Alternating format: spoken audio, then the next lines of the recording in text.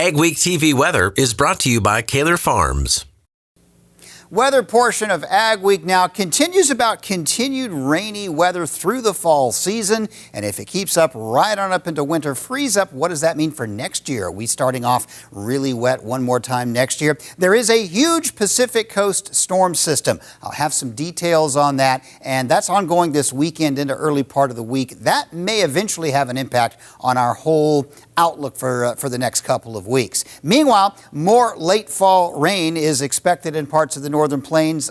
This week, not too much, but some rain. Next week, looking a little bit, perhaps a chance for some significant moisture once again. And overall, the next couple of weeks, maybe the rest of October, looking a little bit above average for the month of October. A powerful jet stream slamming into the northwest coast this weekend is responsible for all the rainfall out there. And this jet will actually work its way this week out into the northern plains, where it will bring, in weakening form, at least a chance of some showers midweek and beyond. But the really phenomenal rainfall is in the Pacific Northwest area. The other thing that this jet stream is doing, all this jet stream energy as it begins to build northward midweek, will start to create some very mild weather, which will be drawn northward. Not that it's going to be crazy warm in the northern plains or upper Midwest, but a little bit above average. Eastern part of the Corn Belt, not so much because of a dip in the jet stream. The eastern seaboard looks very warm, and the plains looks a little on the warm side. And although it may cool down a bit through the weekend, I don't expect it to be crazy warm. I think it will overall be warmer than average.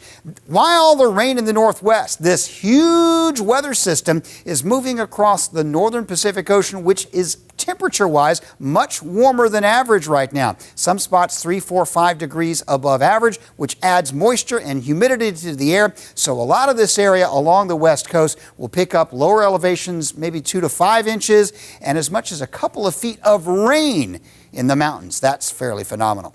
Temperature-wise this week, generally above average across much of the United States, the exception being the Northwest and the Northern Rockies. Nowhere is it really going to be particularly cool. As far as precipitation goes, there's the Pacific Northwest storm, plenty of rain, some higher elevation snows, but it's mostly rain. Dry weather in the Southern Rockies, another round of tropical moisture in the southeast, hopefully not hurricanes, and rain showers here and there in the northern plains, but nothing too spectacular. Next week, though, I think things will change just a little bit as we get into the second week, as I do expect some rain and snow to break out, probably snow in the northern Rockies, maybe significant. Dry areas will be South Texas, South Florida, more rain in the southeast, but we are also looking at some rainfall, maybe a little more than we'd like across the northern plains. So the overall outlook then becomes wet but still mild. More rain for the northern plains, no sign of serious cold yet.